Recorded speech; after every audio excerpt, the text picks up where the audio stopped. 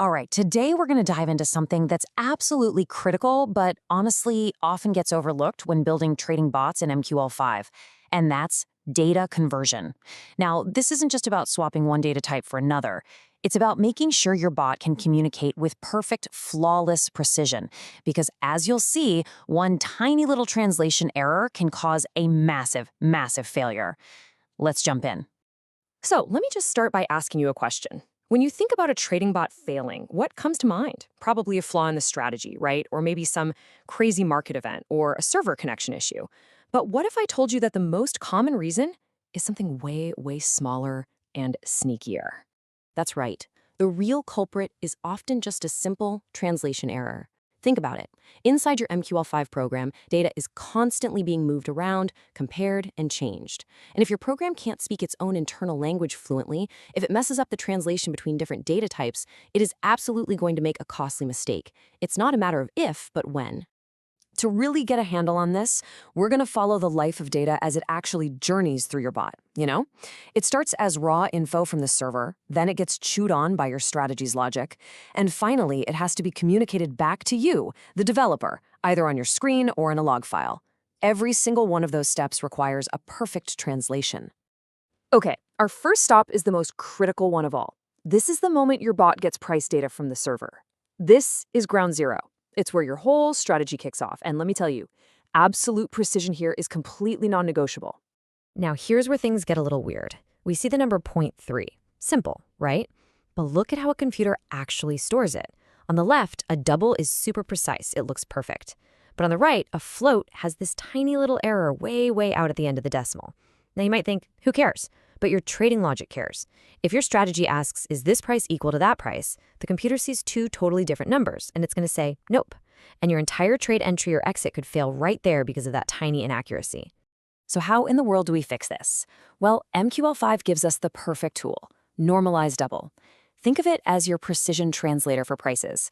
It takes that messy internal number and cleans it up, rounding it perfectly to the number of digits you care about.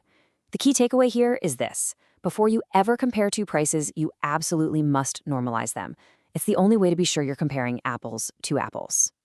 And this right here, this is the gold standard, taken right out of the MQL5 reference guide. Instead of just checking if number 1 equals number 2, you subtract them and then you normalize the result. If that result is 0, boom, you know for a fact they are functionally identical for your trading strategy. This is the kind of robust, defensive coding that separates the hobbyist bots from the professional ones. Okay, so our bot can now think clearly about prices. That's a huge win. But the next stage of its journey is just as important: communication. How does the bot tell us what it's doing, what it's thinking? This is where good, clean, readable logs and on-screen comments are absolutely essential. So your bot has some number it needs to report. The simplest way to do that is just a print command, right? Seems totally straightforward. But the problem isn't the command itself, it's the mess it creates. What does that actually look like when it hits your log file? You get this, a total flood of unformatted numbers, all with different decimal lengths. Now, just imagine trying to scan through thousands of lines of that in the middle of a live trading session, trying to find a bug. It's an absolute nightmare. You have zero control over the format, which makes your logs practically useless when you need them most. The solution, thankfully, is another family of dedicated translators. MQL5 gives us this entire suite of two-string functions. These are your best friends for taking any kind of internal data, a double, an integer, a timestamp, whatever, and converting it into a clean, perfectly formatted string before you print it out. And here is that fix in action. It's so simple. By wrapping your variable in a function like DoubleToString, you take back control. You specify exactly how you want that number to look. The result? Predictable, clean output every single time. Your logs suddenly transform from a chaotic data dump into a clear, concise report that you can actually use for debugging. This is how you build a bot you can actually trust. So we've handled simple numbers, but what about more complex data? I mean, our strategies often rely on custom structures to group related information, right? Like a price, a time, and a volume, all bundled together. Let's tackle that final leg of our data's journey, getting it out of the strategy and into long-term storage, or maybe even over to an external program.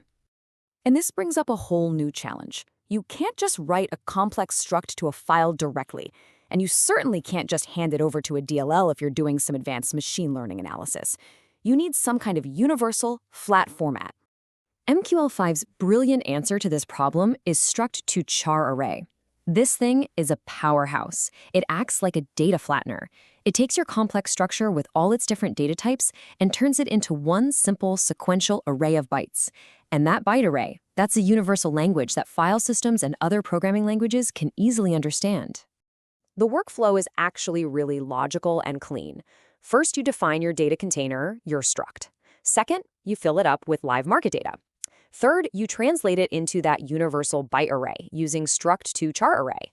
And fourth, you're free. You can do whatever you want with it. Save it to a file, send it across a network, hand it to a DLL for analysis. This function is literally the bridge between your MQL5 strategy and the rest of the world. So we followed data all the way from the server, through our strategy's logic, out to the screen and into storage. As we start to wrap this up, I want to be crystal clear. These conversion functions, they're not just some minor utilities you use now and then. They are the absolute backbone of any well-written, professional-grade trading bot. So let's just recap the big takeaways. To solve those tricky precision problems, you use NormalizeDouble for rock-solid price comparisons. To create clean, debuggable logs that actually help you, you use the toString functions. And to make your complex data portable so you can store it or integrate it with other systems, you use struct2characterArray. Mastering these three types of translators is what elevates your code from being fragile and prone to errors to being truly robust and reliable. I'll leave you with this one final thought. I want you to think of your trading bot as a constant, non-stop, high-stakes conversation that's happening between all these different data types. And if there are any misunderstandings, any little translation errors in that conversation, the consequences can be immediate and severe. So, the question you have to ask yourself is, are you absolutely sure your bot is speaking clearly?